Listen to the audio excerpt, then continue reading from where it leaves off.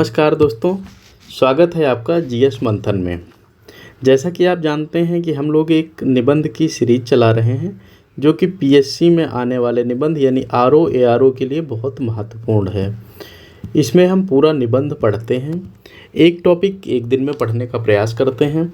उसमें हम तीनों भाग यानी प्रस्तावना क्या होनी चाहिए, मुख्य भाग क्या होना चाहिए और उपसंहार या निष्कर्ष कैसा होना चाहिए, पूरा हम डिटेल में समझते हैं।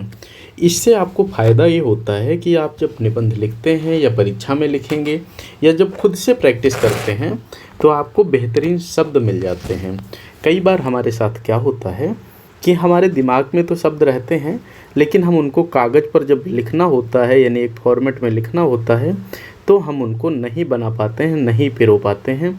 कई बार हमारे पास समय की थोड़ी समस्या हो जाती है, उतने समय में हम वो निबंध नहीं लिख पाते हैं। हमारी इस सीरीज़ का प्रयास ये है कि आपको बेहतर कॉन्टेक्ट, बेहतर फॉन्ट, बेहतर वर्ड और बेहतर ऐसी चीज़ें मिलें जो कि आपके करंट अफेयर से भी जुड़ी हुई हों। जब आप निबंध लिखने चलें तो आप उसमें सारी चीज़ें वो समाहित कर सकें और अपने निबंध को बेहतर बना सकें। चैनल पर नए हैं तो सब्सक्राइब कर लीजिएगा, जिससे कि आने वाले वीडियो आपको मिलते रहें और आपकी तैयारी बेहतर होती रहे। आज का हमारा जो टॉपिक है वो है भ्रष्टाचार, समस्या, कारण और निवारण। किसी निबंध में हमें पता है सबसे पहले हम क्या लिखते हैं, प्रस्तावना। हम इसको पढ़ते जाएंगे, आप केवल सुनते जाइएगा। कोशिश ये रहेगी कि आपके दिमाग में ये सारे शब्द बैठ जाएं। जब आप प्रैक्टिस करें तो आप वहाँ पर इनको बेहतर तरीके से लिख सकें। भ्रष्टाचार किसी भी राष्ट्र की प्रगति और लोकतंत्र की जड़ों को खोखला करने वाली सबसे बड़ी सामाजिक आर्थिक बुराइयों में से एक है। यह केवल एक अपराध नहीं बल्कि एक मानसिकता है जो ईमानदारी, कर्तव्यपरायणता की जगह स्वार्थ और अनुचित लाभ को प्राथमिकता देती है। ये हमने थोड़ा भ्रष्टाचार के बारे में लिखा। प्रस्तावना में ही हमने भ्रष्टाचार के बारे में कुछ लिख दिया। देखिए, आप ये मत समझिएगा कि परीक्षा में आपका जो निबंध है वो चेक नहीं किया जाता है। आपका निबंध पूरा पढ़ा जाता है, आपकी राइटिंग भी उसमें देखी जाती है, आपने क्या क्या शब्द समाहित किए हैं वो भी देखे जाते हैं, आपने करंट अफेयर से कितने टॉपिक उसमें लिए हैं वो भी देखा जाता है। इसलिए निबंध को हमेशा सीरियस ही लेना है, अच्छे खासे नंबर इसमें हमें मिलते हैं।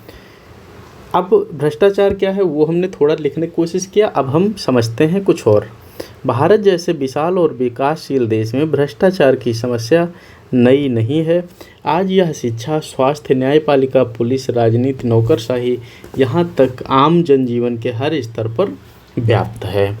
अब हमने थोड़ा इसमें भारत के मामले में लिखा है, लेकिन हम किसी भी हाल में इतना नेगेटिव नहीं लिखेंगे किसी भी चीज़ को जो कि हमारे निबंध पर बुरा असर डाले। पैराग्राफ बदलेंगे, फिर क्या लिखेंगे, कुछ हम अब भारत के बारे में लिख दिया है, अब हम थोड़ा बड़े स्तर पर भी इसको लिखेंगे। संयुक्त राष्ट्र ने भ्रष्टाचार को विकास के लिए सबसे बड़ी बाधाओं में से एक माना है। विश्व बैंक ने भी इसे विकास के लिए कैंसर कहा है। भारत में भ्रष्टाचार केवल आर्थिक संस्थानों की बर्बादी नहीं है, बल्कि यह लोकतांत्रिक व्यवस्था पर लोगों के विश्वास को भी कमज़ोर करता है। ये हमने वैश्विक स्तर पर देखा कि विश्व बैंक ने क्या कहा है, कैंसर कहा है इसे। अब ये तो हमारी प्रस्तावना हो गई। प्रस्तावना के बाद हम लिखते हैं मुख्य भाग। किसी भी निबंध में हम मुख्य भाग लिखते हैं। इससे पहले हम 3 निबंध और लिख चुके हैं जो कि आपको इसी चैनल पर मिल जाएंगे, आप उनको देखिएगा, उन्हें भी आप एक एक बार प्रैक्टिस ज़रूर करिएगा। मुख्य भाग हम हेडिंग नहीं डालते हैं, बस मुख्य भाग की चीज़ें हम लिखते हैं, जैसे भ्रष्टाचार की परिभाषा एवं स्वरूप। परिभाषा के बारे में थोड़ा लिखेंगे। भ्रष्टाचार का अर्थ है सार्वजनिक पद या जिम्मेदारी का दुरुपयोग निजी लाभ के लिए करना। यह लाभ धन, वस्तु, सेवा, पद, सुविधा या अन्य रूप में भी हो सकता है। स्वरूप क्या है, लालच आधारित भ्रष्टाचार है, जैसे रिश्वत लेना, अवैध कमीशन, सरकारी धन की हेराफेरी करना। भय आधारित भ्रष्टाचार क्या होता है, दबाव डालकर अनुचित कार्य कराना।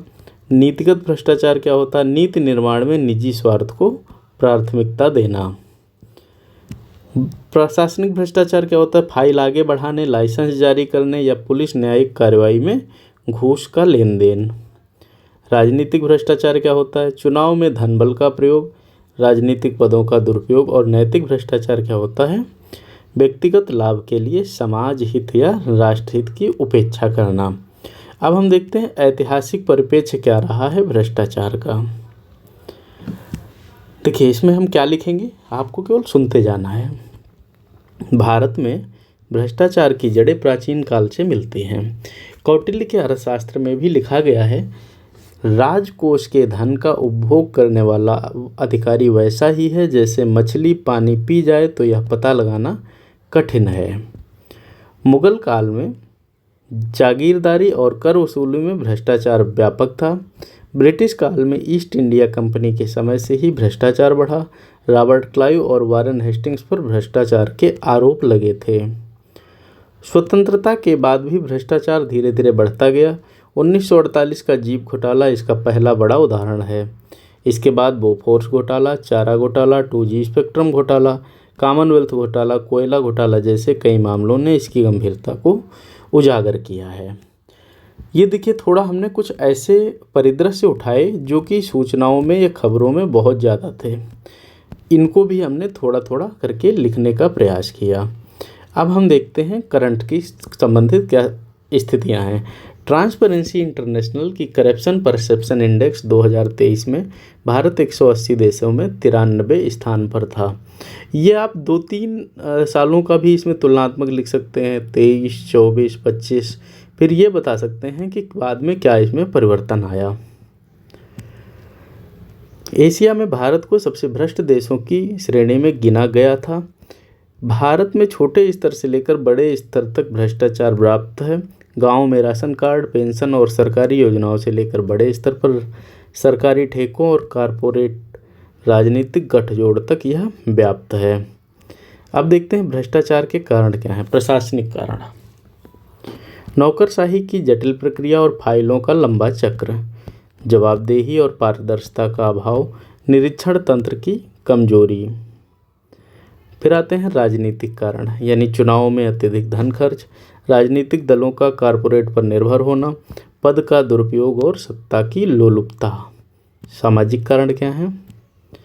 समाज में नैतिक मूल्यों का पतन, त्वरित लाभ की मानसिकता, रिश्वत देने और लेने दोनों की स्वीकृति और संस्कृति।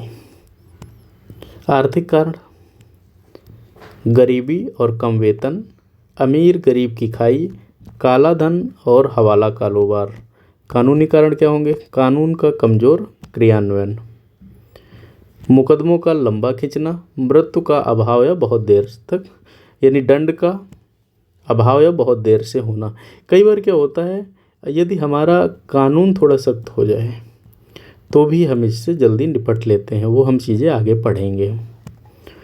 भ्रष्टाचार के दुष्प्रभाव परिणाम क्या होंगे? आर्थिक प्रभाव, विकास के लिए निर्धारित धन की बर्बादी, विदेशी निवेश पर नकारात्मक असर, टैक्स चोरी से सरकारी राजस्व की हानि होना। सामाजिक प्रभाव क्या है? सामाजिक असमानता और अन्याय, योग्य प्रतिभाओं का हतोत्साहन, अपराध और हिंसा में वृद्धि होना। राजनीतिक पर प्रभाव क्या पड़ेगा?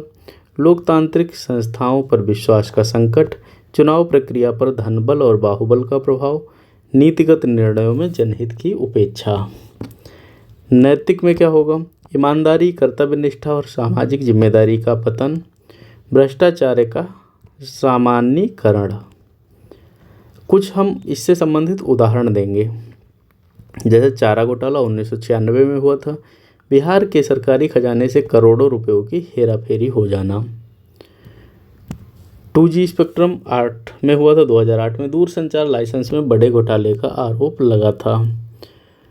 कॉमनवेल्थ खेल घोटाला 2010 में खेल आयोजन में भारी भ्रष्टाचार होना। कोयला घोटाला 2012, यानी कोयला ब्लॉकों के आवंटन में अनियमितताएं पाई जाना।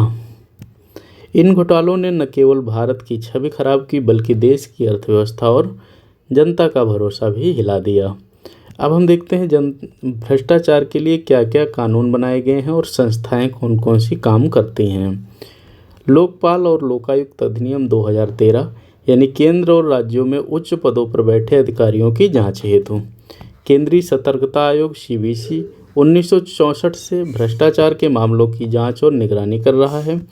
केंद्रीय अन्वेषण ब्यूरो यानी CBI भ्रष्टाचार और चारा घोटालों यानी कोई भी घोटाला हो उसकी जांच की प्रमुख एजेंसी है। सूचना का अधिकार अधिनियम RTI 2005 यानी पारदर्शिता और जवाबदेही सुनिश्चित करने वाला सबसे प्रभावी हथियार है। प्रतिस्पर्धा आयोग यानी CCI और SEBI कारपोरेट और बाजार में पारदर्शिता के लिए लाया गया है। भ्रष्टाचार निवारण अधिनियम 1988 रिश्वत और पद का दुरुपयोग रोकने हेतु। फिर देखते हैं इसके निवारण के उपाय क्या होंगे। ये भी हमारा मुख्य भाग ही चल रहा है। प्रशासनिक सुधार यानी प्रक्रियाओं को सरल बनाना, ई-गवर्नेंस और डिजिटलीकरण करना, निगरानी तंत्र को सशक्त करना। फिर कुछ आते हैं राजनीतिक सुधार। क्या होंगे? चुनावी खर्च की सीमा का सख्त पालन, राजनीतिक चंदे में पारदर्शिता, दागी नेताओं पर तुरंत कार्रवाई। सामाजिक सुधार में देखते हैं नैतिक शिक्षा और मूल्य आधारित समाज, नागरिकों में जागरूकता, भ्रष्टाचार के खिलाफ सामाजिक बहिष्कार होना। फिर आते हैं आर्थिक सुधार। इसमें क्या क्या होगा? कर्मचारियों को उचित वेतन और सुविधाएं, कर प्रणाली को पारदर्शी और सरल बनाना, काले धन पर कठोर नियंत्रण करना। कानूनी सुधार क्या होंगे? तेज न्यायिक प्रक्रिया, दोषियों को कड़ी सजा और गवाह या संरक्षण कार्यक्रम। ये हम यहाँ तक मुख्य भाग लिखते हैं। इसमें आप ये भी कर सकते हो, यदि आपको लगे कि आवश्यकता है तो इन सबको हेडिंग जैसा डाल के इनमें एक एक दो दो लाइन भी रख सकते हो। वैसे इतना लिख दोगे तो भी अपना काफ़ी है।